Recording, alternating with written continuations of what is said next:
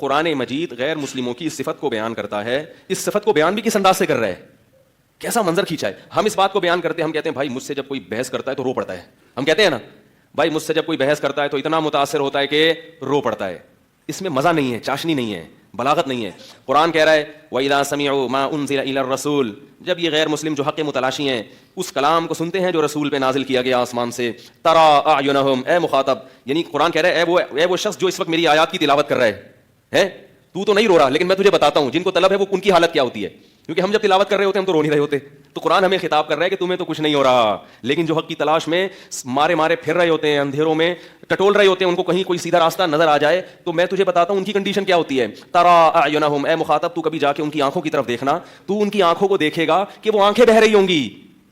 کتنا مبالغہ ہے, کتنا خوبصورت کلام ہے.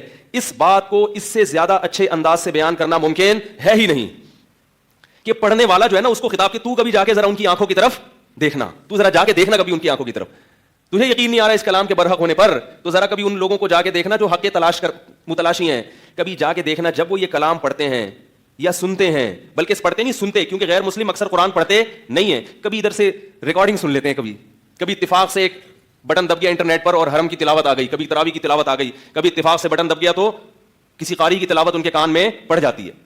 فرمایا تفیض اعینہم, کہ تم دیکھو گے کہ ان کی آنکھیں آنسوؤں سے بہہ رہی ہیں. تو یہ مبالغہ ہے کہ اتنا روتے ہیں کہ یہ کہنا ان کے رونے کی توہین ہے کہ آنسو نکل رہے ہیں. آنسو تو ہر ایک کی آنکھوں سے نکل جاتے ہیں, ایسے آنسو بہتے ہیں لگتا ہے کہ آنکھیں بہہ پڑیں گی.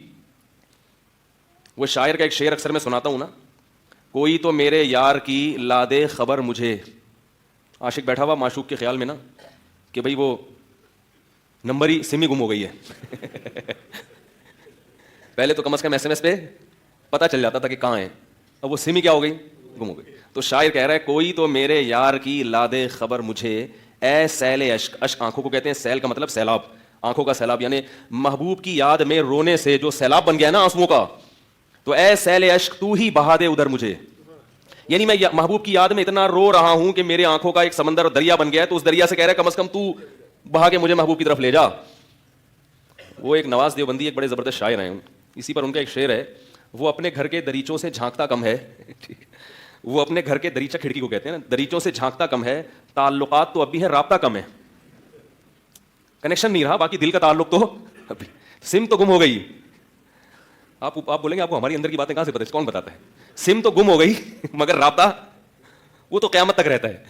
تو لوگ فون آتے ہیں نا عاشقوں کے, مجھے عشق ہو گیا, میں کیا کروں؟ میں کہتا ہوں سم توڑ دو. جب دریچے بند ہوتے ہیں نا تو تعلقات تو ہوتے ہیں, رابطہ کم ہوتا ہے, لیکن جب رابطہ کم ہوگا تو تعلق بھی آہستہ آہستہ, تعلق بنتا بھی رابطوں سے ہے اور ٹوٹتا بھی رابطے کے ڈسکنیکٹ ہونے سے. تو عشق کا سب سے بہترین علاج یہ ہے کہ جس سے عشق ہوا ہے اس سے ہر قسم کا تعلق, یا تو شادی کر لو, وہ نہیں ہو سکتی تو ہر قسم کا تعلق بولو بھائی ختم. اس کے علاوہ کوئی آپشن نہیں ہے آپ کے پاس. درمیان میں لٹکنے کا آپشن صرف غیر مسلموں کے پاس ہے, مسلمان کے پاس یہ آپشن یا تو ادھر ہو جاؤ یا ختم, تعلق بالکل ختم. تو تفیض اعینہم من الدم, اللہ فرماتے ہیں ایسے اتنا روئیں گے, ایسے لگے گا کہ ان کی آنکھیں ان آنسوؤں میں بہہ پڑیں گی.